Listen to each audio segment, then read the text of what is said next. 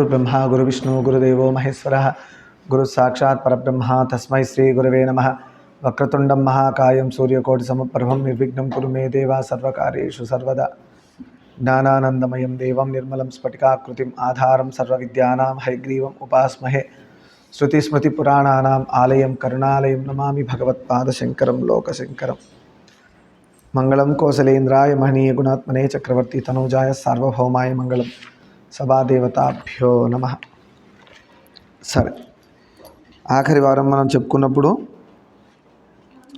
మందర కైకేయి మధ్యలో సంభాషణ జరిగింది. మందర ఏం చెప్పింది? కైకేయి బుద్ధి మారి పాడయ్యే వరకు కూడా అదే ఉంటారు. చెడ్డ స్నేహితులు ఎలా ఉంటారు? మనం పాడయ్యే వరకు వాళ్ళు మన పక్కనే ఉంటారు. అందుకనే బుద్ధి వాళ్ళది కాదు, మనకు ఉండాలి కదా బుద్ధి. ఏది మంచి ఏది చెడు అని తెలుసుకొని మనం ప్రవర్తించాలి. అలా ప్రవర్తించినప్పుడు ఎవరైనా మనల్ని పాడు చేస్తారు. మన మనసు అంత వీక్గా ఉండొద్దు. చిన్నపిల్లలతో పాడైపోయి, పెద్దవాళ్ళ వల్ల పాడైపోయి, ఎవరైనా చిన్న మాట అంటే దానివల్ల పాడైపోయి, ఏమైనా ఫోటో చూస్తే పాడైపోయి, ఏమైనా ఆడియో వింటే పాడైపోయి, ఎంత వీక్గా అయిపోయిందో మన మనసు. అంటే ప్రతిదానికి ఎలా ఉంటుందంటే, ఒక టిష్యూ పేపర్ పెద్దది కాదు, టిష్యూ పేపర్ బాల్ కూడా కాదు, టిష్యూ పేపర్ చిన్న పీస్ తీసి ఇలా వచ్చి ఫ్యాన్ 5 స్పీడ్లో పెడితే ఏముంటుంది? ఎక్కడ పడితే అక్కడ పోతుంటుంది. ఒక డైరెక్షనే ఉండదు కదా. ఎటు పడితే ఇటు పోతుంది, అటు పోతుంది, అటు పోతుంది, ఇల్లంతా తిరుగుతూనే ఉంటుంది. అలా ఉంటుంది మన మనసు. ఆ మనసు ఏం చేస్తుంది? పోనీ మనసు తిరుగుతుందా? మనసు మనల్ని తిప్పుతుంది. అక్కడ వస్తుంది ప్రాబ్లం. మనసు దానికది దేశాలని తిరిగి వస్తే ప్రాబ్లం లేదు. మనసు ఎక్కడ పోయిందో అక్కడ బాడీ కూడా పోతుంది కదా. ఇక్కడ కూర్చొని పానీపూరి, క్లైమేట్ బాగుంది, అబ్బా చాలా బాగుంది అనగానే ఇంటికి వెళ్ళాక తింటారు. ఇప్పుడు నేను గుర్తు చేసినాను. లేదంటే వేడివేడిగా మిర్చి, ఇంకేమైనా తినాలి. ఇదంతా మనసు వల్ల. మనసు తింటుందా? మనసు బాడీని పట్టుకెళ్ళి బాడీతో తినిపిస్తుందా? బాడీతో చేయిస్తుంది. అక్కడ వస్తుంది డేంజర్. అందుకనే చాలా ధర్మంగా బ్రతకాల. ఎంత చెప్తున్నాం మేము పెద్దవాళ్ళం, మేమే ఎన్నోసార్లు మనసుకు లోబడి అవి దానివల్ల ఇబ్బందుల వల్ల మేము కూడా కష్టాలను ఎత్తి తెచ్చుకుంటాం. అందుకనే గురువులు చెప్పిన వాక్కుని ఇలా గుడ్డి ఇలా పెట్టుకోవాలంతే, స్కేల్ లాగా పెట్టుకొని గురుగారు ఏం చెప్పారు, ఇది చెప్పారు, ఇది కాకుండా ఇంకోటి చేయొద్దు అంతే, ఇంక అదే చేయాలా. అది కాకుండా ఎక్స్పెరిమెంట్ చేశారా, అక్కడే పడుతున్నాడు మనిషి. శిష్యులు ఎక్కడ పడుతున్నారంటే గురువుగారు చెప్పిన మాటని ఇంకో విధంగా ఏమైనా చేయొచ్చా అని ఎక్స్పెరిమెంట్ చేస్తున్నారు, అక్కడే పడిపోతున్నారు. ఏమనుకుంటారు? గురువుగారికి తెలియదులే, గురువుగారికి అంత నాలెడ్జ్ ఉండదులే అనుకుంటారు. అలా కాదు, గురువు చెప్పిన మాట స్ట్రైట్ ముక్కుసూటికి వెళ్ళిపోవాలంతే. అదే మన సుఖం, అదే స్వర్గం. గురువుగారి మాట పక్కన పెట్టడమే నరకం, అదే కష్టం. ఇంత క్లియర్గా పోవాలి. ఆయన ఏదైనా రాని ఆయనలోంచి, ఇది వద్దు వద్దు అంతే, చెయ్యొద్దు నీకు మంచిది కాదు చేయొద్దు అన్నాడు, చేయొద్దంతే. రావద్దంతే. పోవద్దు. ఆయనకి ఏం తెలుసురా, పోవద్దన్నారు, పోదాం, తర్వాత తెలుస్తుంది పోవద్దన్నదికి ఏమైందో. అంత క్లియర్గా ఉండాలి మనం. సరే, అలా కైకేయి ఏం చేసిందంటే 2 వరాల్ని, మందర కైకేయిని 2 వరాలు అడ్డు పెట్టుకొని, రాముడినేమో ఫస్ట్ భరతుడు రాజు అవ్వాలి, తర్వాత రాముడు 2వ వరంలో ఏమవ్వాలి, రాముడు అరణ్యవాసం చేయాలి. ఎన్ని సంవత్సరాలు? అది కూడా 14 ఇయర్స్. ఎందుకు? నిన్న చెప్పుకున్నాం మనం. మొదటి కోరికగా భరతుడు రాజు అయితే చాలు, రాముడు ఎందుకు అరణ్యవాసం అవ్వాలని మనం ఆల్రెడీ చెప్పుకున్నాం. ఆ ప్రజలందరూ రాముడిని మర్చిపోయేటట్టు చేద్దామని. అందరి మనసులో భరతుడే నిలిచి ఉంటాడు. 14 ఏళ్ళు ఉంటాడు కాబట్టి పరిపాలించి. ఎందుకంటే రాముడికి భరతుడికి పెద్ద తేడా ఏమి ఉండదు, కలర్ తప్పితే. ఎందుకంటే ఇద్దరు సేమ్ క్వాలిటీస్ ఉంటాయి భరతుడికి కూడా. సరే, దశరథుడు శ్రీరామ పట్టాభిషేక వార్తను తెలపడానికి నిన్నటి రోజున మనం ఏం చెప్పుకున్నాం? కైకేయి కోపగృహంలోకి ప్రవేశించిందని చెప్పుకున్నాం కదా. ఇవాళ దాని కంటిన్యూషన్. దశరథుడు శ్రీరామ పట్టాభిషేక వార్తను తెలపడానికి కైకేయి వద్దకు వచ్చాడు. సంతోషంగా వచ్చాడు. అంటే తల్లి నిజంగా కౌసల్య కంటే బాగా పెంచిన కైకేయి ఇలా మందర మాటలు విని మారింది మనసు అని తెలియదు కదా పాపం. ఆయన సంతోషంగా వచ్చాడు. ఫస్ట్ ఎక్కడికి వచ్చాడు? కైకేయి దగ్గరికి వచ్చాడు చెప్పడానికి. ఎందుకంటే రాముడు కైకేయికి ఎక్కువ డీరెస్ట్, పుట్టింది కౌసల్యకైనా. అలాంటి కైకేయి అడవుల పాలు పంపిస్తుంది, అడవుల పాలు చేస్తుంది. దీన్ని బట్టి ఏమర్థమైంది? ఎంత తల్లి తండ్రులైనా సిచ్యువేషన్ డిమాండ్ చేస్తే చెప్పలేము మన పరిస్థితి ఏంటో. అర్థమైందా? నేను ఒకసారి స్టేటస్లో అది కూడా పెట్టాను. సొంత తల్లి కంటే బాగా పెంచిన కైకేయి అడవులు పాలు చేసింది. కన్న తండ్రి అయ్యుండి ఆపలేకపోయాడు దశరథుడు. కానీ అలాంటి అడవిలో వెళ్ళి రక్షణగా గురువు నిలబడ్డాడు. గురువు యొక్క ఆశీర్వచనం నిలబడ్డది. ఏంటది? విశ్వామిత్రుడు ఇచ్చిన బల, అతి బల, అవన్నీ విద్యలు నేర్చుకున్నారు కదా రాముడు లక్ష్మణ్ వారు. అవే కదా వాళ్ళకి అడవిలో పనికొచ్చినాయి. అన్ని రాక్షసుల నుంచి ప్రొటెక్షన్గా. గురువు కడుపులోంచి పుట్టారా? గురువుకి ఎప్పుడు శిష్యులు బిడ్డలే, కూతురు కొడుకే అవుతారు, ఇంకేవి అవ్వరు. అలా విశ్వామిత్రుడు చూడండి, సొంత కడుపున పుట్టకపోయినా శిష్యుడిని బిడ్డగా అనుకున్నాడు కాబట్టి ముందే ప్రొటెక్షన్ ఇచ్చేశాడు. కానీ సొంత తల్లిదండ్రులు మనం సేఫ్ అనుకుంటాం, కానీ వాళ్ళ వల్లే ఆపద వచ్చింది రాముల వారికి, అడవుల పాలు అవ్వాల్సి వచ్చింది కదా. సరే, అంటే అంత దశరథ మహారాజు అంత ధర్మాత్ముడు ఏమీ చేయలేకపోయాడు. ఎందువల్ల? ఇచ్చిన 2 వరాల మాట వల్ల ఏం చేయలేకపోయాడు. సరే, కైకేయి వద్దకు దశరథుడు ఈ మంచి విషయం చెప్పడానికి వచ్చాడు. కటిక నేలపై ఉంది కైకేయి. మామూలుగా అయితే సంతోషంగా ఉంటే పూల పాన్పో పట్టు పాన్పో దేనిలోనో మెత్తగా ఉన్న దివాచి పైన దేనిలో కూర్చుంటారు, దివాని పైన ఎక్కడో కూర్చుంటారు, పరుపు మీదనో బెడ్ మీద కదా. కానీ కటిక నేల మీద కూర్చుందంటే సివియారిటీ రాజుగారికి అర్థం కావాలి. అంటే నేను చాలా అలిగి ఉన్నాను, మహారాణినై నేను నేల మీద కూర్చున్నా అంటే నాకు ఎంత కోపం వచ్చిందో చూడు, అంటే నేను అన్నీ వదిలేసా, నాకు ఏం కావాలి అది ఇస్తే కానీ నేను అంత ముందులాగా నేను మారను అని చెప్పడానికి సింపుల్గా. అప్పటి వాళ్ళు చూడండి మనలాగా ఇన్ని మాటలు మాట్లాడరు.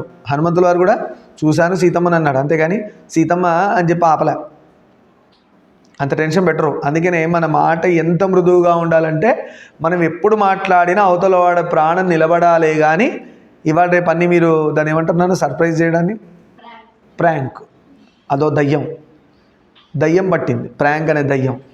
వాడు చచ్చిపోతే అయ్యో ఇలా అవుతుందని అనుకోలేదే, మరి అనుకోని కాడికి నేను నోటు చేయమన్నాడు. నీకు ఏం క్లారిటీ లేకుండా ఎందుకు చేస్తున్నావు పని? ఫస్ట్ లేజినెస్, సీరియస్నెస్ లేదు, ఇలాంటి దిక్కుమాల ప్రాంక్ నాన్సెన్స్, మొబైల్ నుంచి ఎన్నో రోగాలు అంటుకున్నాయి. అసలు ఏం చేస్తున్నాం? క్లారిటీ ఆఫ్ థాట్ లేదు, సీరియస్నెస్ లేదు, గోల్ ఓరియంటెడ్ కాదు. ఆన్సర్ చెప్తుంటేనే మనకు అర్థమైపోతుంది ఎంత అతుకులు బొంతలా ఉంటుందో ఆన్సర్. పిల్లలు ఎంత వీక్ ఉన్నారని నేను పిల్లలందరినీ అడిచా. రీజన్ ఏంటంటే ఆన్సర్లో దా మర్చిపోతున్నా, టీహెచ్ దా ఎందుకు పెట్టాలి? అది డెఫినెట్ ఆర్టికల్ అంటే ఇంగ్లీష్ క్లాస్లోకి వెళ్ళిపోకుండా చెప్తున్నా, ఎక్కడ ఏ వర్డ్ ఎందుకు మర్చిపోతున్నావు. అది నిజంగా కొంత పిల్లల పేర్లు నేను వాడిని ఇక్కడ బాగుండదు, కానీ మీడియాలో ఉంటాం కాబట్టి ఎంత దారుణంగా ఆన్సర్లు చెప్తున్నానంటే ఒక 2 లైన్లు చెప్పే లోపల 4 బ్రేకులు ఉంటాయి, ఒక్క 2 లైన్ల లోపలే. అది ఆఫ్టర్ ఆల్ ఇంగ్లీష్ ఆన్సర్, అది పోనీ సైన్స్ ఫిజిక్స్ అంటే టెన్షన్ పడాలి, డెఫినేషన్స్. ఎందుకంత వీక్ అయిపోయింది మైండ్? 4 లైన్స్ ఆన్సర్లో 8 బ్రేక్స్ ఉంటాయి. ఏమైంది మైండ్కి? అదే మైండ్ మన ఫోన్లలో యూట్యూబో ఫేస్బుక్ ఇన్స్టాగ్రామ్లో వెళ్తే ఎవరు ఏ ఐడి పెట్టుకున్నారు, పలానా అమ్మాయి ఐడి ఏంటి అని చెప్తాం, పలానా అబ్బాయి ఐడి ఏంటి అంటే గుర్తుంటుంది, విత్ 006 అని, జేమ్స్ బాండ్ 007 అని. అంటే మైండ్ లేదా? ఉంది. ఎక్కడ బాగా పనిచేస్తుంది? ఎక్కడైతే మీకు అవసరం లేదో అక్కడ బాగా పనిచేస్తుంది. ఎక్కడ బాగా పనిచేయట్లేదు, ఎక్కడైతే అవసరం అక్కడ పనిచేయట్లేదు, అక్కడ స్విచ్ ఆఫ్ అయిపోయి ఉంటుంది డమ్మీ బ్రెయిన్. రేపొద్దున ఉద్యోగం ఏమొస్తుంది? అమెరికా వాడు ఆల్రెడీ ట్యాక్సులు పెంచాను, అది పెంచాను అన్నాడు, చాలామంది భయపడుతున్నారు, చాలా ఫీల్డ్స్ ఇన్ఫ్లుయెన్స్ అవుతున్నాయి. ఇలా ఏదో కంట్రీ మీద మనం ఇన్ఫ్లుయెన్స్ అయిపోయి మన రోడ్డు మీదకి వచ్చి చచ్చిపోయేటట్టుగా ఉంటామా? అక్కడేమో మోడీ ప్రెసిడెంట్ పెద్ద పెద్ద వాళ్ళందరూ కలలు కంటున్నారు, యూత్ అంతా గొప్పగా చదవాలా, గొప్పగా రాణించాలా. అదేంటి భారత్? స్వచ్ఛ భారత్ కాదు, మనం సొంతంగా తయారు చేసేదాన్ని ఏమంటారు? మేక్ ఇన్ ఇండియా ఉంది కదా, make in India, Atmanirbhar Bharat, మన కాళ్ళ మీద మనమే నిల్చోవాలని. మేక్ ఇన్ ఇండియా అంటే మనం సొంతంగా అంతా మనమే తయారు చేసుకోవాలా, ఎవరి మీద డిపెండ్ అవ్వద్దు. అన్నీ అప్పుడే ఉన్నాయి, కానీ మనం మర్చిపోయాం. మనం ఏం బిజీగా ఉన్నాం? చైనా వాడు చూడండి, వాడు యూట్యూబ్ వాడిదే, వాడు ఫేస్బుక్ వాడిదే, అన్నీ వాడివే. మనం మాత్రం ఇంకా వేరే కంట్రీ తయారు చేసాం. ఎందుకు? మన వాళ్ళు ఎవరో ఇంతమంది మొబైల్స్ పట్టుకుంటారు, ఒక్కడ తయారు చేయలేడా? యూట్యూబ్కి కాంపిటేటివ్గా ఒక మనం ఛానల్ని తయారు చేసుకోలేమా? మనం ఒక దాని ఏమంటారు, యాప్, సెర్చ్ ఇంజిన్ అంటారు, అలాంటి మనం తయారు చేసుకోలేమా? కెపాసిటీ ఉంది, కానీ మనం ఎంత బిజీగా ఉన్నామంటే వాడు ఎంత తెలివైన వాడు చూడు, యాప్ వాడిది, వాడి దాన్ని బాగా డెవలప్ చేయడం కోసం మన వాళ్ళు పనిచేస్తున్నారు. వాడు ఏం చేస్తున్నాడు? మన కాళ్ళ మీద మనల్నే కొడుతున్నాడు. యాప్ వాడిది, దాన్ని ఎవరు డెవలప్ చేస్తున్నారు? మనవాడు డెవలప్ చేస్తున్నాడు. అక్కడ పోయి దాన్ని ఎవరు వాడుతున్నాడు? మనవాడు వాడుతున్నాడు. వాడు ట్యాక్స్ ఎవరికి వేస్తున్నాడు? మనకి వేస్తున్నాడు. ఉద్యోగాలు ఎవరికి పీకేస్తున్నాడు? ఇక్కడ యూట్యూబ్ బ్యాన్ చేశాడు అనుకో, మన పరిస్థితి ఏంటి? యూట్యూబ్ బ్యాన్ చేస్తే అందరు సైకలాజికల్ పేషెంట్ లాగా వరుసగా సైకో డాక్టర్స్ దగ్గర పెద్ద లైన్ కడతారు, డిప్రెషన్లోకి వెళ్ళిపోయి. అవునా కాదా? ఒక్కరోజు కూడా యూట్యూబ్ చూడకుండా ఉంటాము మనం? టీవీలోనో ఫోన్లోనో ఎప్పుడో అప్పుడు ఇట్లా అనాలా, ఆ ఫింగర్ ఇట్లా అంటే కానీ కంఫర్ట్ అవ్వదు మనకి. ఆ మైండ్ ఎలా అయిపోయిందంటే ఇలా అనకపోతే కంఫర్ట్ ఉండదు మనకి. మరి ఇంత అంటే అంత వీక్ అయిపోయాం మనం, అబ్జర్వ్ చేసుకోవట్లే. తెలుసో తెలియకో మనం పెద్ద హిప్నటైజ్డ్ గేమ్లోకి వెళ్ళిపోతున్నాం. అలా సౌండ్ వినపడకపోతే, ఫోన్ అక్కడ పెట్టి రింగ్ టోన్ టింగ్ అని వినపడకపోతే ఏమైనా పిచ్చోడం అయిపోతాం. ఫేస్బుక్లో ఆఖరి కొంతమంది చెప్తారు, నేను ఒక్కొక్కసారి వింటుంటా, డాక్టర్స్వి సైకాలజిస్ట్వి వింటుంటా పిల్లల విషయంలో ఎలా ఉంటుందని. కొన్ని నేను నేర్చుకుంటున్నా. అంటే నా వల్ల కూడా ఏంటంటే కొంచెం ఎంతవరకు ఎంత పెట్టాలో అంత పెట్టకుండా నేను నా నెత్తి మీద తెచ్చుకుంటాను. సో అక్కడే పెట్టాలా అవి నేను కూడా నేర్చుకోవడానికి కోసం వింటున్నా. ఎవరిని ఎంతవరకు పెట్టాలా, పిల్లలు ఎంతవరకు అనేసి ఎవరిని ఎంత పెట్టాలి, టీచరే నీ రెస్పాన్సిబిలిటీ ఏంటి, అంతేగా నువ్వే తల్లి తండ్రి అనుకుంటే నెత్తి మీద నేర్చుకుంటే అంతా నీ నెత్తినే జిడ్డు అంటుంది, నువ్వు టీచర్ మాత్రమే అని నేర్చుకున్నా. నేను మదర్ ఫాదర్ అయితే నేను కాదు కదా. ఓకే, గురువు గారి కంటే బిడ్డలు కూతురు కొడుకు సమానం, కరెక్టే. నిజమైతే నా కడుపులోంచి అయితే బయటికి రాలేదుగా. నేను నా కడుపులోంచి వచ్చినట్టు ఫీల్ అయ్యి చేస్తే ఏమవుతుంది, నా నెత్తి మీదకి వస్తుంది మళ్ళీ. అది వాళ్ళు ఎంత బాగా చెప్తున్నారంటే, కొంతమంది స్టూడెంట్స్ ఎంత అలవాటు అయిపోయారంటే ఇక్కడి నుంచి రిప్లై పంపించి వాడు పంపించలేదు అనుకో ఇంకా టెన్షన్ స్టార్ట్ అయిపోతుందంట. వాడు చూసాడో లేదో మెసేజ్, అబ్బాయి కానీ అమ్మాయి కానీ, అమ్మో ఏమైందో, ఎవరు చూసారో, ఎక్కడ పోయిందో, డబల్ టిక్ వచ్చింది బ్లూ టిక్ రాలేదే, బ్లూ టిక్ డిసీజ్ అనాలి ఇప్పుడు. ఏమైంది, బ్లూ టిక్ రాకపోతే వాట్సాప్లో టెన్షన్ స్టార్ట్ అయిపోయింది. ఇక టెన్షన్, చూసుకుంటారు లేదో చూసుకుంటారు. ఎందుకు ఇది ఎంత సైకలాజికల్ ప్రాబ్లంలో ఉంది చూసారా మనందరం. వాడివన్నీ చేసి మనల్ని కొడుతున్నాడు, మెంటల్ వాళ్ళని చేస్తున్నాడు మనల్ని. సింపుల్గా చెప్పాలంటే వాడేమైంది, స్ట్రాంగ్ అవుతున్నాడు. ఎలా చెప్పాలా, ఇక్కడ నువ్వు గురువులు అందరు పోయి అక్కడ చెప్పారు, వాళ్ళు మాత్రం హరే రామ్ రామ్ రామ్ హరే హరే, పెద్ద స్ట్రాంగ్ మెడిటేషను రుద్రాక్షలు అన్నీ వేసుకొని స్ట్రాంగ్ మైండ్స్ అవుతున్నారు. అందుకే వాళ్ళేమో లీడర్స్ అవుతున్నారు, మనమేమో స్లేవ్స్ అవుతున్నాం. ఇక్కడి నుంచి పోతున్నారు ఉద్యోగాలు చేయడానికి వాడి కింద డాలర్లకి, కూలీ బ్రతికే. మనం ఈ బ్రిటిష్ వాళ్ళు వెళ్ళిపోయి ఇన్ని సంవత్సరాలని మనం ఎప్పుడు కూలీలమే, బెస్ట్ కూలీ ఆఫ్ ద వరల్డ్ అని పెట్టాలి. ఎప్పుడు మారుతాం, ఎప్పుడు లీడర్స్ అవుతారు. ఇట్లా నా లీడర్స్ ఉండే ఇట్లుంటారా లీడర్స్? ప్రతిదానికి వినాయక చవితి చూస్తే తెలిసిపోతుంది ఎంత స్లేవ్స్ అనేది. మందుబాటులు ఇస్తా అంటే ఏమైనా చేస్తాడు, ఓట్లప్పుడు బిర్యానీ ప్యాకెట్ ఇస్తా అంటే ఏమైనా చేస్తాడు, బండిలో పెట్రోల్ పోయిస్తా అంటే ఇంకేమైనా చేస్తాడు. ఇదా లీడర్స్ ఉండే లక్షణాలు? ఇట్లనే ఉంటారు లీడర్స్. అంటే వాడిని రోల్ మోడల్ తీసుకుంటే దేశం అంతా, ఇంకో మాట తిట్టకూడదు నేను, అయిపోతుంది.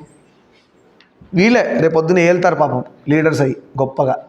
ఒక మోడీ లేకపోతే తెలిసేది, ఇప్పుడు చైనా వాడు షూ పాలిష్ చేయాల్సి వచ్చేదో పాకిస్తాన్ వాడు షూ పాలిష్ చేయాల్సి వచ్చేది మోడీ లేకపోతే. వాడు వచ్చాక, ఆయన వచ్చాక కదా, వాడు అనకూడదు పాపం, అంత గొప్పవాడు. ఆయన వచ్చాక కదా హిందూ ధర్మంగా తిరుగుతున్నాడు, ధైర్యంగా తిరుగుతున్నాడు లోక. రామభూమి ఎట్లొచ్చింది, ఎన్నో సంవత్సరాల నుంచి, కొన్ని సంవత్సరాల నుంచి ఉన్న రామభూమి వచ్చేసింది మన చేతిలోకి. ఎంత కష్టం, దాన్ని కూడా ఎంతమంది తిట్టారు, ఒక్కడే ఎంత కష్టపడ్డాడు. ఆయన ఉపవాసం ఉన్నాడంట 10 రోజులు 11 రోజులు 12 రోజులు, నిమ్మకాయ నీళ్ళు తాగుతూ బ్రతికాడు, అన్నం కూడా ముట్టకుండా రావాలి అని. చూడండి, ఇది కమిట్మెంట్. ఆయన డ్యూటీ ఏంటి, ఇండియాని పరిపాలించడం మంత్రిగా. నరేంద్ర మోడీ రాజు ఎవరు, ప్రెసిడెంట్, ఆవిడెవరు, ముర్ము గారు, ఆవిడ రాజు, ఈయన మంత్రి, ప్రైమ్ మినిస్టర్. ఈయన పరిపాలించాలి ఇండియాని. దానిలో ఒక పార్ట్ ఏంటి, అన్ని జాతుల వాళ్ళకి అన్ని ధర్మాలకి సమాన ధర్మం జరగాలని కదా. హిందువులకు అన్యాయం అవుతుంది కాబట్టి మొత్తం రెవల్యూషన్ తీసుకొచ్చాడు హిందూ వైపుకి. అంతేగాని ఆయన హిందూ పక్షపాతి అని అనకూడదు. హిందువులకు అన్యాయం అయింది కాబట్టి ఎక్కడెక్కడ హిందువులకు అన్యాయం జరిగింది, ఎందుకంటే హిందూ భూమి ఇది, హిందూ రాష్ట్రము, హిందువులుగా కిందికి వెళ్ళిపోతున్నారు. అందుకని మొత్తం తీసుకొచ్చాయి, ఇది హిందూ భూమి, మీరందరూ ఎందుకు జోరీలా అంటే ఇంట్లో దొంగబడి ఇంటి ఆయన్ని ఎలగొట్టినట్టు. అర్థమైందా, అలా తయారయ్యి ఇంట్లో దొంగలు పడి ఇంటి ఆయన బయటపడేసినట్టు. అందుకని ఆయన వచ్చాక కొంచెం మనం ఊపిరి పీల్చుకోవద్దాం, అవునా కదా. సరే, అలా చెడు మాటలు వినకండి. మొత్తానికి 2 వరాలు అడ్డు పెట్టుకుంది. కటిక నేలపై కూర్చుంది కైకేయి, తీవ్రమైన అలకతో ఉంది. చెప్పాక ఆయన కింద నేల మీద కూర్చుందంటే రాజుకు అర్థమైపోయింది, ఓహో ఎప్పుడు కూర్చొని కైకేయి కింద కూర్చుందా అంటే ఎంత కోపం ఉందో అని. దశరథుడు ఓదార్చడానికి పూర్ణాడు దగ్గరికి వెళ్ళాడు. ఇంకా తెలుసు కదా భర్త భార్యను ఎలా ఓదారుస్తాడో, నీకు తెలుసు, మీ అమ్మ నాన్నని చూస్తే అర్థమైపోతుంది. కానీ అతని ప్రయత్నం అంతా బూడిదలో పోసిన పన్నీర్ అయ్యింది. మామూలుగా ఒక మాట చెప్పగానే వినే కైకేయి వాళ్ళు ఎందుకు వినట్లే, మొండిగా ఉంది. మొండితనం ఎప్పుడూ పనికిరాదు, చాలా డేంజర్ మొండితనం. ఈ కైకేయి మొండితనమే దశరథ మహారాజు ప్రాణాలు తీసే వరకు వెళ్ళింది, చనిపోయాడు దశరథ మహారాజు ఈ మొండితనం వల్లే. ఏదా మొండితనం, 2 వరాలు. ఆ 2 వరాలు ఏం మొండితనం, భరతుడు రాజు అవ్వాలి, రాముడు అడవికి వెళ్ళాలి. అప్పుడే నేను అన్నం తింటా, నేను మోహన్ చూస్తా, లేదంటే రాను ఇంతే ఉంటా, నా ప్రాణం పోయిన పర్లేదు నేను ఇట్లే ఉంటా అన్నది. ఆ మొండితనం తన ఆడదానికి ముఖ్యమైనది ఏంటంటే, బొట్టు అంటే దాన్ని ఏమంటారు, మంగళత్వం. సింధూరం అని కాదు, సుమంగళిగా ఉండడం ఆడదానికి. ఏమన్నా ఉండని, కిలో 10 కిలోల గోల్డ్ ఉండనియండి, 10 కేజీల సిల్వర్ ఉండనియండి, కోట్ల డబ్బు ఉండనియండి, ఏదున్నా కూడా తన యొక్క మంగళత్వం. తను లేననుకో సింధూరం నిధనం అంటారు. అందుకే దాన్ని ఇంకో విధంగా జరిగిపోయింది, తుడిచిపోయింది అని చెప్పకూడదు చెప్పేటప్పుడు కూడా. అర్థమైందా, పెట్టుకోండి అమ్మా అని అంటారు కానీ పోయింది అని కూడా చెప్పరు అసలు ఎక్కడ. బొట్టు పెట్టుకోండమ్మా అంటారు, బొట్టు లేదమ్మా బొట్టు పోయిందమ్మా అని చెప్పరు, అది ఇష్టం అని. అంటే ఆ టైంలో కొన్ని గడియలు కలిసి వస్తే నిజంగానే పోతుంది అది. అందుకనే బొట్టు ఇక్కడ పెట్టిన దానికంటే ఇక్కడ బాగా పెడతారు కంపల్సరీగా. ఎందుకంటే ఇక్కడైనా వర్షం పడి నీళ్లు పడి కొంచెం మళ్ళీ పెట్టుకునే పరిస్థితి వస్తుందేమో, కానీ ఇక్కడ ఎంతనా కూడా వెంట్రుకలకు అంటుకొని మొత్తానికి ఇక్కడైతే ఎప్పుడూ ఉంటుంది, ఎంత వర్షం పడ్డా కూడా జరగదు. అందుకనే పెళ్ళైన ఆడది ఇక్కడ ఎంత ఇంపార్టెంట్, దీనికంటే ఎక్కువ ఇంపార్టెంట్ ఇక్కడ సింధూరం పెట్టుకోవాలి, అంత ఇంపార్టెంట్ మంగళత్వం. సరే, అలా ఇవాళ ఆడపిల్లలు అసలు పెట్టుకోవట్లేదు. ఆడవాళ్ళు పెళ్ళైన వాళ్ళు ఎందుకు పెట్టుకోవాలా? నేను భార్య అంటే నేను ఒకరికి భార్య, నేను మ్యారీడ్ అనేది చూపించుకోవాలంటున్నారు. దీనికి ఏమనాలి? ఇంకా టెక్నాలజీ ఎంత విరిగిపోయిందంటే నేను ఒకరికి భార్యని అని చూపించడానికి మెట్టలు ఎందుకు వేసుకోవాలి? నేను వేసుకోను. మంగళసూత్రం ఎందుకు వేసుకోను? తగిలించిపోయేవాళ్ళని చూశాను నేను. ఆఫీస్కి వెళ్ళేటప్పుడు మంగళసూత్రాలు నల్లపూసలు కనబడితే పొరపాటున వాడు నేను మ్యారీడ్ అనుకుంటారేమో అనుకున్న మంగళసూత్రాలు కూడా తెలిసిపోయేవాళ్ళు ఉన్నారు, మహానుభావులు ఉన్నారు. వాళ్ళు ఇంకేమైనా ఇబ్బందులు ఉంటే తెలియదు. ఎంత ఇబ్బంది ఉన్నా మంగళసూత్రం తీస్తావా? నువ్వు చచ్చే వరకు ఉండాలి మంగళత్వం. అలా హస్బెండ్ మెయిన్. అలా మరి హస్బెండ్ ఏమైనా భార్య కంటే భర్తకు కూడా భార్య అంతే ఇంపార్టెంట్. ఈరోజు నేను ఇక్కడ ఇది వేసుకుంటున్నాను అంటే మంగళమైన పురుషుడు అని అర్థం. ఇలాంటి కండు వేసుకొని ఎదురుగా ఎవరైనా మీకు వస్తే చాలా మంచిది. అలాంటి ఆయన ఎదురొచ్చాడంటే చాలా మంగళం. అంటే ఆయన కనబడ్డా అంటే నీ పని అయిపోయినట్టు, అది నువ్వు వెళ్ళే పని ఖచ్చితంగా అవుతుందని. అర్థమైందా? అలా ఎవరైతే వేసుకోలేని పరిస్థితి వస్తుందో, నాదెందుకు పెట్టుకోవాలి ఈ టైంలో, అలా ఒక మనిషికి ఇలా వేసుకోలేని పరిస్థితి వస్తే, భార్య వెళ్ళిపోయి ఉందనుకోండి, ఆ మనిషికి ఇంకోటి వ్రతానికి పనికిరాడు, దేనికి పనికిరాడు, ఏకాకి. నోములు లేవు, వ్రతాలు లేవు, ఏం లేవు. అంటే ఇప్పుడు ఆడది కూడా మగవాడికి ఎంత ఇంపార్టెంట్. రేపు పొద్దున సత్యనారాయణ వ్రతం చేసుకోవాలంటే భార్య ఏది పోయింది, నోములు నోచుకోవాలంటే అనంత నోములు లేవు, వ్రతాలు చేసుకోవాలంటే లేదు. ఇంకప్పుడు ఏం చేయగలడు మహా అంటే ఇంట్లో ఉన్న సింహాసనం అధిష్టాన దేవతల్లో అమ్మవారు ఏమన్నా ఏకాకిగా పూజ చేయాలి, కానీ భార్యను పక్కన పెట్టుకునే స్థానం ఆవిడ వెళ్ళిపోయింది సుమంగళిగా. ఎంతో పుణ్యం చేసుకుంటే భర్త ఉండగా భార్య వెళ్ళిపోతుంది, అదొక అదృష్టం. భర్త ఉండగానే భార్య వెళ్ళిపోవడం చాలా అదృష్టం. సుమంగళిగా వెళ్ళిందంటారు, ఆవిడికి మళ్ళీ జన్మ ఉండదు అంటారు. అంటే ఆవిడ ఎంతో పుణ్యం చేసుకుంటే దేవుడు ఆ స్టేటస్ ఇస్తాడంట. చాలమ్మ చాలు, నువ్వు చాలా కష్టపడ్డావు భూమి మీద, దా వచ్చేసాయి అని అమ్మవారు పిలిచేసుకుంటారు. సుమంగళిగా వెళ్ళారంటారు. చూడండి, అప్పటి వాళ్ళు ముసలి వాళ్ళు ఉండగానే వాళ్ళకి ప్రాసెస్ వేరు. అదే భర్త ముందు వెళ్ళిపోయానుకో ముండ మోసింది అంటారు. అంటే హస్బెండ్ పనిష్మెంట్ అది. అంటే ఎక్కడో భర్తను తిట్టిందో, ఆ జన్మలో తిట్టిందో, అంతకుముందు జన్మలో తిట్టిందో తెలియదు, ప్రారంభకరం ఎట్లుంటుందో. అలా భర్త ముందు వెళ్ళిపోయానుకో పాపం, భర్త లేని జీవితం గడపాలి. సొసైటీ ఎలా చూస్తుంటుంది, ఎవడు ఎట్లా మాట్లాడతాడో తెలియదు, ఎవడు ఎలా డీల్ చేస్తాడో తెలియదు, పిల్లలు మాట వింటారో తెలియదు, రేపొద్దున వచ్చిన కోడల్లో మా అల్లుడు మాట వింటారో తెలియదు. ఎంత దారుణమైన లైఫ్ అయిపోయింది ఆడదానికి. Same with husband also. భార్య ఉన్నంతసేపు ఆయనకు మంగళత్వం, ఆవిడే లేదనుకో, ఏమండి తిన్నారా అని ప్రేమగా పిలిచిపెట్టేది ఎవరు? ఎంత అమ్మైనా ఒక స్టేజ్ వరకు పెడుతుంది, కానీ అమ్మ ఒక కళ్ళు కనబడకుండా ఏజ్ వచ్చినది లోపల భార్య కదా అందుకునేది. జీవితాంతం అమ్మాయితో ఉండదు. ఆయనకు వాళ్ళు ఆయన ఉన్నాడు, పెళ్లి చేసినందుకు భార్య తల్లి అవుతుంది కాబట్టి, నీకు తల్లిలా చూసుకుంటుంది కాబట్టి. అలా ఆవిడే చూడండి, ఎప్పుడైనా అమ్మంత ప్రేమగా పెళ్ళయ్యే వరకు ఎవరు పెట్టరు. పెళ్ళయ్యాక పెట్టదు అని కాదు, పెళ్ళయ్యాక రెస్పాన్సిబిలిటీస్ మారిపోయినాయి. భార్యకు వస్తుంది తల్లి స్థానం. ఆ భార్య వెతికి మా ఆయన వస్తాడంటే ఆఫీస్ నుంచి, నేను ఇంటికి వెళ్ళిపోవాలి, వంట చేసేయాలి, ఆయన వచ్చేలోపు రెడీ చేసి పెట్టాలి. ఎంత వర్కింగ్ లేడీ అయినా కూడా ఇవాళ రేపు ఒక రోగం ఏమైందంటే, నేను వర్కింగ్ లేడీనండి అది ఇదని చెప్తారు. వర్కింగ్ లేడీ అయితే ఆడదేగా. మీకు డౌట్ రావచ్చు, ఆడదే పెట్టాలా వంట అంటే, సంతోషించు. శివయ్యని అన్నపూర్ణాదేవి అనలే, అన్నపూర్ణాదేవి పొజిషన్ ఇచ్చారు. అంటే అమ్మవారే అయ్యవారికి పెడుతున్నారు అన్నం, భిక్షాటం చేస్తామన్నా కదా. ఇప్పుడు దానిలో కూడా మనం వెతుకుతామా? అంటే అయ్యవారు అమ్మవారికి పెట్టద్దా అంటే పెడతాడు ఆయన కూడా, పెట్టడని కాదు, వాళ్ళిద్దరి మధ్యలో అంత అండర్స్టాండింగ్ ఉంది. మనమే ఏదో వంకలు పెట్టుకొని వెళ్తాం. ఆడది అన్నం చేసి పెట్టిందంటే ఆ పురుషుడికి మంచి శక్తి. ఎందుకంటే ఆడదే శక్తి కదా. శక్తి స్థానం ఎవరిదన్నారు? పురుషుడు అన్నారా, స్త్రీని అన్నారా? స్త్రీని అన్నారు. శివయ్యకి శక్తి ఎక్కడి నుంచి వస్తుంది? అమ్మవారి నుంచి వస్తుంది. ఆ శక్తి ఆవిడ దగ్గర ఆ పవర్ ఉంది కాబట్టి నువ్వు ఇచ్చే అన్నం ఆయనకి శక్తి అవుతుంది. లేదంటే ఏమవుతాడు? అలా శవంలా ఉంటాడు. శివం ఉండదు, అప్పుడు శవం ఉంటుంది. ఎందుకు? శక్తి లేదు లోపల. శక్తి లేకపోతే శవం, శక్తి ఉంటే శివం. లోపల ప్రాణం ఉంటే శివం అంటారు. ఆ ప్రాణమే అమ్మవారు, శక్తి రూపిణి ఉంటుంది. అందుకు కదా చేయమంది. ఈ దిక్కుమాల అలవాటు ఏంటంటే, మా ఆయన పెడతాడండి అన్నం, ఆయన పెడితే ఏమవుతుంది? సంసారం ఇంకోలా తయారవుతుంది. పిల్లలు ఓ టైప్లో పెరుగుతారు. ఖచ్చితంగా కొన్ని వాళ్ళే చేయాలా. ఆ రూల్ అలా వచ్చింది, పెద్దవాళ్ళ ధర్మం అలా చెప్పారంటే అదే చేయాలా. నేను మెట్టలు ఎందుకు పెట్టుకోవాలి, మా ఆయన పెట్టుకోమనండి, నేను మంగళసూత్రం తీసుకోవాలి, ఆయన వేసుకోమనండి, ఇద్దరం సమానం కదా అంటే దరిద్రం అవుతుంది సొసైటీ. అవునా కదా? నేను ఎటు ప్యాంట్ షర్ట్ వేసుకుంటున్నా, రేపు శారీ కూడా కట్టుకోమంటారు ఇక 2 రోజులు పోతే. వాడు ఒంటింటి రూమ్కి బిజీ అవుతాడు. కట్టుకోవట్లే అంతే, శారీ కట్టుకోవట్లే కానీ మిగతావన్నీ పనులు అవే చేస్తున్నారు. మగవాళ్ళు అట్ట తయారయ్యారు, ఉల్టా అయింది ప్రాసెస్. అందుకే లోకం ఇట్లా ఏడ్చింది. అంటే మగవాడు బయట తిరగాలి, ఆడవాళ్ళు తినొద్దని నేను అడగట్లే. ఆడవాళ్ళు పెళ్ళి కానప్పుడు తండ్రిని దగ్గర పెట్టుకొని తిరగాలి, ఇది రూల్ అంతే. బేవర్స్గా ఒక్కదాన్ని పోతా అంటే మన ప్రాబ్లమ్స్ వస్తాయి. వచ్చేవాడిని అనొచ్చు కదా అంటే నువ్వు పోయినందుకే కదా ప్రాబ్లం వచ్చింది. ప్రాబ్లం ఉన్నవాడిని లోపల వేసుకుంటూ పోతుంటే జైలు సరిపోవు. ఇక ఏదో చోట ఆపాలి కదా. అందుకే అన్నారు ఇంట్లో బాగు చేసుకో ఫస్ట్, బయట బాగా చేసే బదులు ఫస్ట్ ఇంట్లో బాగా చేసుకో. నీ బిడ్డను అలా పోనీకో, నువ్వు పోతే తండ్రిగా తోడుండు, లేదంటే అన్ననో తమ్ముడినో తోడు పెట్టి పంపి నీ బిడ్డని. ఇలా మన ఇల్లు బాగు చేసుకుందాం ఫస్ట్. గాంధీజీ గారు చెప్పింది అదే, నీ ఇల్లు క్లీన్ చేసుకుంటే అలా ఎవడు ఇల్లు వాడు క్లీన్ చేసుకుంటూ పోతుంటే లోకమంతా క్లీన్ అవుతుంది. అంతగా నువ్వు బయట ఉన్న చెత్త అంతా క్లీన్ చేస్తుంటే నీళ్ళు చెత్త అయింది ఫస్ట్, అవునా కదా. అలా ఆడపిల్ల పెళ్లి కానప్పుడు అన్నయ్యనో నాన్ననో సపోర్ట్ తీసుకొని పోవాలి. తర్వాత ఏజ్ వచ్చాక, మ్యారేజ్ అయ్యాక భర్త, మంత్రాల్లో కూడా అదే ఉంది, ఆవిడ బాధ్యత నాది, ఆవిడ సెక్యూరిటీ నాది అని చెప్తాడు. ముందే వెళ్ళిపోయాడు అనుకో ఇంకా కర్మ, ఏం చేయలేము. కొడుకులు ఉంటే అదృష్టం, కూతుర్లు ఉంటే అల్లుళ్ళు అట్లా దొరికే, దేవుళ్ళు లాంటి అల్లుడు దొరికారనుకో అల్లుడు చూసుకుంటాడు కొడుకు స్థానంలో. లేదు ఎవరు లేరు, ఏకాకి ఉన్నాడు, అది ఇంకా నరకం. నిజంగా మీరు ఓల్డేజ్ హోమ్లోకి వెళ్ళండి, కొడుకు వదిలేసిపోయినవాడు, కూతురు ఓల్డేజ్ హోమ్లో పడేసిపోయినవాడు, పిల్లలు చనిపోయిన వాళ్ళు, ఎవరు చూసుకోవడం లేని వాళ్ళని చూడండి, తెలుస్తుంది లైఫ్ ఎంత దారుణంగా ఉంటుందో, ఎంత బాధ అనిపిస్తుందో. ఒక్కసారి నేను ఎందుకంటే వెళ్తుంటా ఓల్డేజ్ హోమ్, ఆర్ఫనేజ్ హోమ్స్ వెళ్తుంటా.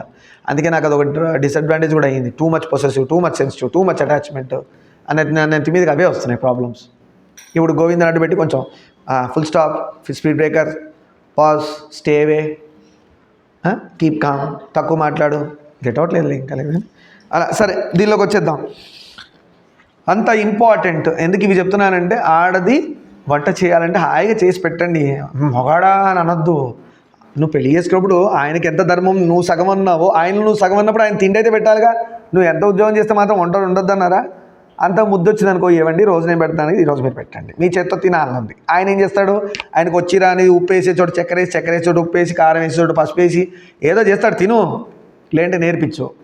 ఒకరోజు ఈ అంటు తోమి, ఒకరోజు ఆయన అంటు తోమి, ఒకరోజు బాగుంది ముద్దుగా ఉంది చూడ్డానికి. అంతేగాని ఇదేదో డిమాండ్గా మీరు అంటు తోమకపోతే పోలీస్ కేసేస్తా, మీరు అంటు తోమకపోతే బట్టలు ఉతకపోతే కోట్ల కేసేస్తా. ఏంటి బట్టలు ఉతకపోతే కోట్ల కేసే, అంటు తోమకపోతే కోట్ల కేసే. కోట్లు అట్ట తయారైనాయి, కోట్లు అట్టే తయారైనాయి. పొద్దులేసి మా ఆయన బెడ్ కాఫీ ఇవ్వడానికే కేసేసారు. బెడ్ కాఫీ ఇవ్వకపోతే కూడా కేసేస్తారు రేపు పొద్దున. వాళ్ళు పిచ్చిలు వేస్తుంది జడ్జిలకు అక్కడ, ఇవేం కేసులు రా నాయన అని. ఎందుకు? ఇంట్లో ఉన్న పేరెంటింగ్ ప్రాబ్లం ఉంది. ఇంట్లో అమ్మ నాన్న పిల్లలని, అబ్బాయిని అమ్మాయిని సరిగ్గా చెప్పట్లే. ఒరే నాన్న, ఇప్పుడు నేను అమ్మ నాన్న రేపు పెళ్లి చేసుకున్నట్టు పోలితే అత్త మామని రా నీకు అమ్మ నాన్న, మమ్మల్ని వాళ్ళు చూసుకోనికేం కంప్లైంట్ రాదు.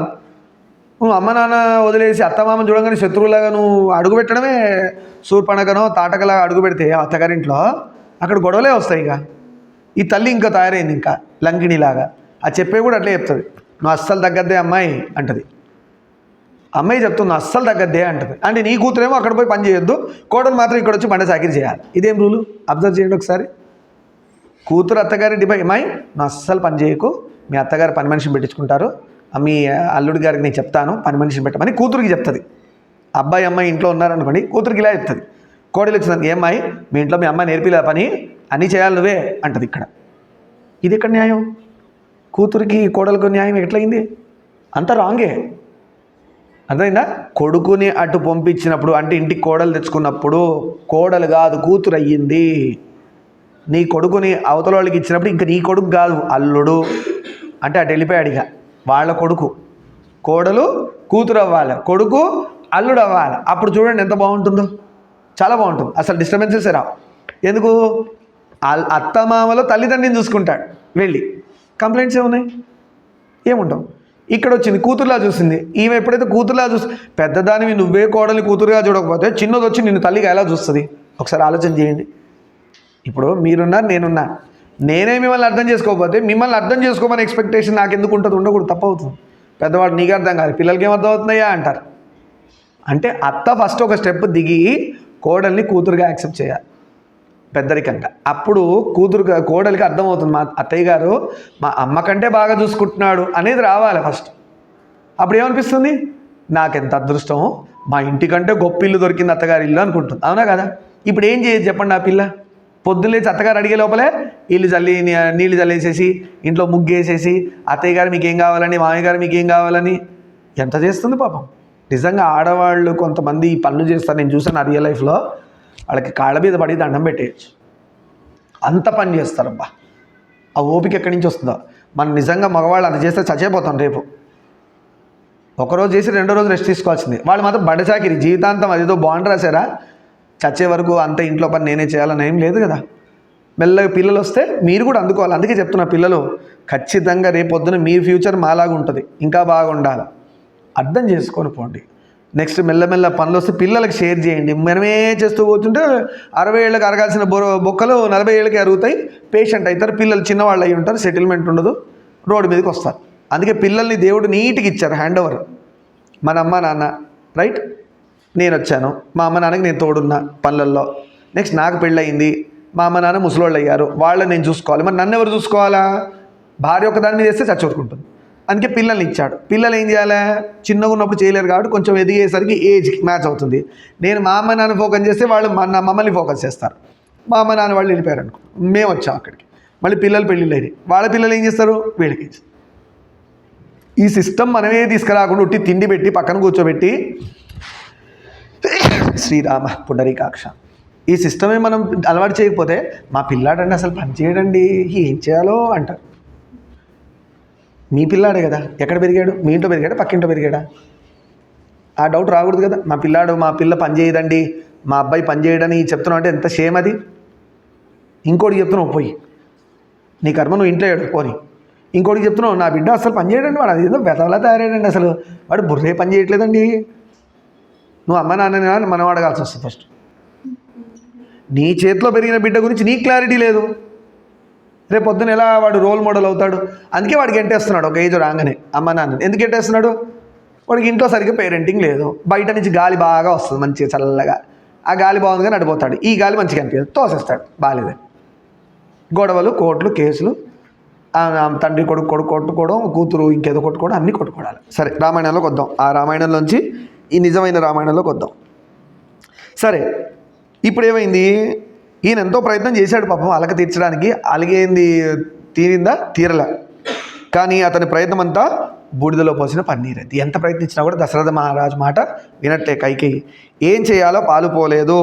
విషయం అడిగాడు. పక్కన ఉన్న చెలికెత్తలు ఉంటారు కదా, ఏమైంది సడన్గా ఇంత అలిగింది ఎందుకు అని. అదే అదునుగా భావించింది. ఇప్పుడు దొరికాడుగా అంటే మెల్లగా తన దారికి వచ్చే వరకు మాట్లాడుకోవడం. ఎప్పుడైతే ఏంది అని అడిగాడో ఇప్పుడు చెప్పి మాట తీసుకొని అప్పుడు వరాలు చెప్తుంది. చూడండి ఎంత బాగా మందర పాడు చేసింది. అలాంటి మందర లాంటి ఫ్రెండ్స్ని పక్కన పెట్టుకోకండి, మనం నాశనం అయిపోతాం. మంగళత్వం ఎవరిది పోయింది? మందరకే పోయింది. అయోధ్యకు గొప్ప రాజు చనిపోయాడు, అయోధ్య రాజును కోల్పోయింది. ఎవరి వల్ల? ఒక్క మందర ఇచ్చిన వల్ల. ఒక్క విషయం ఇలా ఇంజెక్ట్ చేసింది, మొత్తం అయోధ్యనే కదిలిచ్చేసింది. ఎన్నేళ్ల వరకు? 14 ఏళ్ల వరకు. మళ్ళీ శుభం ఎప్పుడు జరిగింది? రాముడు వచ్చాక జరిగింది. అప్పటి వరకు ఎలా ఉంది? మొగుడు పోయిన భర్తలాగా ఉంది అయోధ్య. నిన్నేమనుకున్నావు? అయోధ్య తనని తాను అలంకరించుకుంది అని చెప్పాం స్త్రీత్వంలో. రాముడు రాజు అవుతున్నాడంటే. ఆ రాముడు వెళ్ళిపోయాక ఏమైంది? మొగుడు వదిలేసిన వాడు అని చెప్పకుండా మొగుడు విధవలాగా ఉంది అయోధ్య 14 సంవత్సరాలు. రాముడు వచ్చాకే మళ్ళీ పాదం పెట్టాకే మంగళత్వం వచ్చింది. అలా. సరే, నాకు ఒక కోరిక ఉంది, దాన్ని మీరే తీర్చాలి. నాకు కోరిక ఉందంటే తీరుస్తాను, మాట ఇస్తేనే చెప్తా అన్నది. అంటే ఫస్ట్ లాక్ చేస్తుంది. ఈయన కూడా ఆలోచన ఉండాలి కదా. కానీ నేను ఎస్టిమేట్ చేయలే, ఇంత ప్రళయం వచ్చేంత విధంగా మందర కదిలిస్తుంది అయోధ్యని. ఆయన ఊహించుంటే ముందే జైల్లో పెట్టేవాడు, చంపేసేవాడు, నేను ఎల్లగొట్టేసేవాడు. తెలియదు పాపం, టైం అలా కొట్టుకొచ్చింది. అలా తీరుస్తానని మాట ఇవ్వాలన్నది. ప్రాణానికి ప్రాణమైన శ్రీరాముని మీద ఒట్టు పెట్టి సరేనన్నాడు దశరథుడు.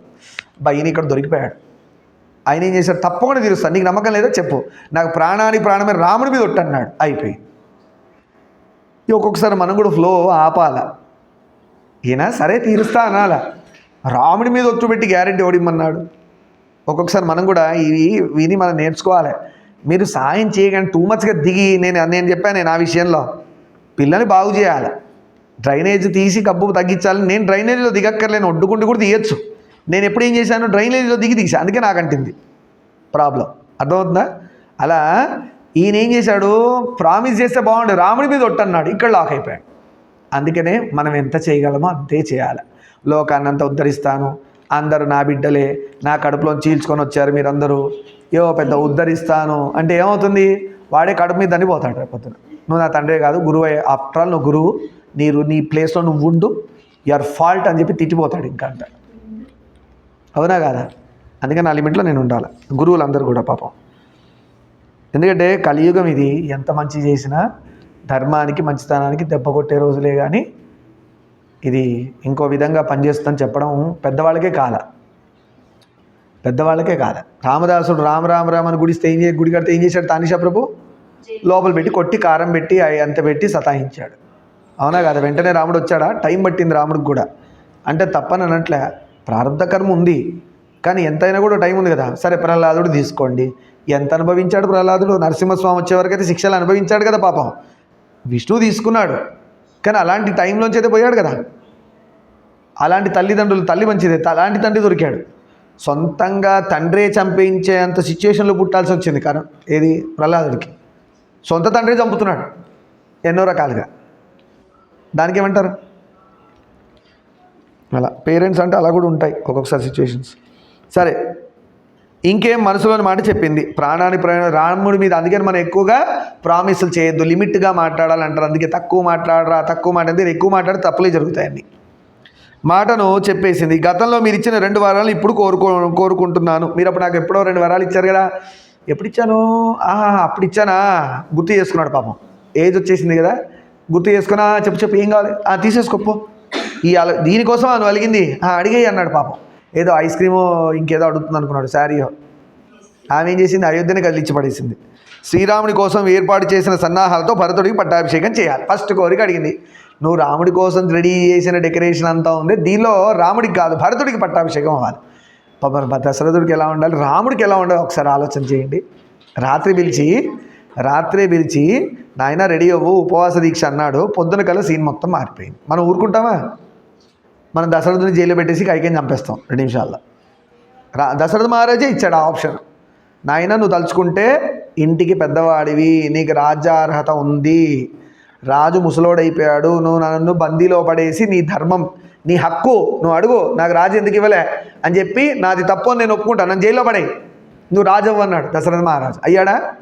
లేదు, మా నాన్నగారి వాక్యే నాకు ధర్మం అన్నాడు. నేను వచ్చింది రాజరికం కాదు, నేను వచ్చిన పని వేరే ఉందని ఆయనకు తెలుసు. అర్థమైందా? సరే, శ్రీరాముడి కోసం చేసిన చోట భరతుడు అవ్వాలి. శ్రీరాముడు నారచీరలు జింక చర్మం ధరించి జటాధారి అయి దండకారణ్యానికి వెళ్ళి తాపస వృత్తిలో 14 సంవత్సరాలు ఉండాలి. ఎంత కండిషన్ పెట్టించుడు. రాముడు ఎలా ఉండాలంట మళ్ళీ డిజైన్ చేస్తుంది. 14 సంవత్సరాలు రాముడి లైఫ్ స్టైల్ ఎలా ఉండాలో కూడా చెప్తుంది మందర. రాజు వృత్తిలో ఉండొద్దంట, తాపస వృత్తిలో ఉండాలి. తాపస వృత్తి అంటే బాణాలు పట్టుకోవద్దు, ధనుర్బాణాలు పట్టుకోవద్దు, యుద్ధాలు చేయకూడదు. అర్థమైందా? తాపస వృత్తిలో ఉండాలి, యుద్ధాలు చేయకూడదు. అలా ఉండాలి. అంటే తన సేఫ్టీ కోసం, సెక్యూరిటీ కోసం తప్పితే, అంటే పొరపాటున ఇక్కడ భరతుడి మీదకి వచ్చి అటాక్ చేసేసి మళ్ళీ యుద్ధం చేసి లాక్కుంటాడు అని. తాపస వృత్తిలో ఉండాలి. ఏం ధరించాలి? నారచీరలు.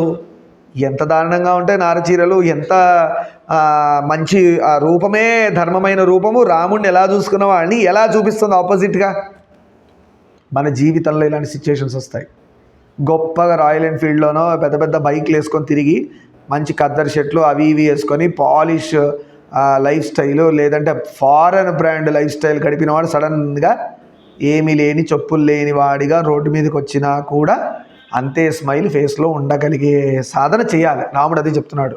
అయోధ్య రాజుడు, పట్టాభిషేకం కావాల్సిన రాజు రాముడు, అవునా కాదా? ఒక్క డే నైట్కి అలా ఉన్నవాడు మార్నింగ్కి లైఫ్ స్టైల్ మొత్తం మారిపోయి అడవికి వెళ్ళిపోవాలి, అందరిని వదిలేసిపోవాలి. అడవిలో ఎలా ఉంటుందో తెలియదు సిచ్యువేషన్. ఏమన్నా నాన్న ఈ ప్లేస్లో విడిది చెయ్యి, ఇక్కడ బాగుందని ఫెసిలిటీస్ అని ఎవరైనా చెప్పారా? ఎక్కడ పోవాలో తెలియదు, ఎటు వెళ్ళాలో తెలీదు, అడవిలో ఎక్కడుండాలో తెలీదు. ఒక్క రాత్రికి పొద్దునకి ఎంత పెద్ద కష్టం వచ్చి పడింది రాముడికి. ఓ అని ఏడవలే మధ్యలో కూర్చొని హాల్లో. మన చిన్న కష్టం వస్తేనే ఏడ్చేస్తాం కదా, అలా సంతోషంగా తీసుకున్నాడు. ఇది దైవ నిర్ణయం. నా కష్టము దైవ నిర్ణయమే, నా సుఖము దైవ నిర్ణయమే. అంతేగాని వీడి వల్ల వచ్చింది, వాడి వల్ల వచ్చింది, వాడిటే చేశాడు, వీడి తెచ్చాడు, వీడి నా శత్రువు, వాడి నా మిత్రుడు, ఇదంతా ఏం లేదు. అందరూ కింద నుంచి లాగేస్తారు ఏదో రోజు. నీ మిత్రుడు లాగేస్తాడు కిందన చేపని, కింద పడతావు. నీ శత్రువు వాడు ఆల్రెడీ లాగుతాడు కాబట్టి శత్రువు అయ్యాడు. అదైనా కదా. అందుకని ఈ ప్రపంచంలో తన ఏమీ ఉండదు. ఒక ధర్మము ఇవన్నీ ఏమీ ఉండవు. వాయువర్సలు అంటారు చూడ, అవి ఏమి ఉండవు. టైం వస్తే ఎట్లాంటి వాడిని ఎవరైనా పడేయడానికి రెడీగా ఉంటారో, తండ్రిని కొడుకు పడేయచ్చు, కొడుకుని తండ్రి పడేయచ్చు, అన్నని తమ్ముడు పడేయచ్చు, తమ్ముడిని అన్న పడేయచ్చు, అక్కని చెల్లెలు పడేయచ్చు, చెల్లెల్ని అక్క పడేయచ్చు, అమ్మని కొడుకో కూతురో పడేయచ్చు, కూతురో కొడుకుని అమ్మ కూడా పడేయచ్చు. ఎవరినైనా చేసేస్తారు. కలియుగం దారుణంగా ఉంటుంది. అందుకనే రామాయణం వింటే కనీసం మన జీవితాలు బాగుంటాయి. ఎవరు పడేసుకోరు, రాముడిలాగా ధర్మమూర్తిగా ఉంటారు. ఎవరి వల్ల ఎవరికి కీడు జరగదు, అపకారం జరగదు. అందుకు కదా రామాయణ భారత భాగవతాలని చదివి గురువు ద్వారా వింటూ రెగ్యులర్ టచ్లో ఉండాలని చెప్తారు. సరే, శ్రీరాముడు నారచీరలు జింక ధర్మం ధరించి జటాధారి అయి జటలు కట్టుకొని దండకారణ్యానికి వెళ్ళి తాపస వృత్తిలో 14 సంవత్సరాలు మునిలాగా బ్రతకాలన్నాడు. అంటే పొరపాటున నాన్ వెజ్ అవి ఇవి తిన్నా కూడా శరీర సౌష్టం వచ్చి దృఢతో ఉంటే మళ్ళీ వచ్చి ఎక్కడ రాజు తీసుకుంటాడు. తాపస వృత్తి అంటే ఏం చేయాలి? ఆకులు అలములు సాత్విక ఆహారం తిని ఆ శరీరం ఎలా ఉంటుంది, ప్రాణం నిలబడడానికి ఉండేదే తాపస వృత్తి.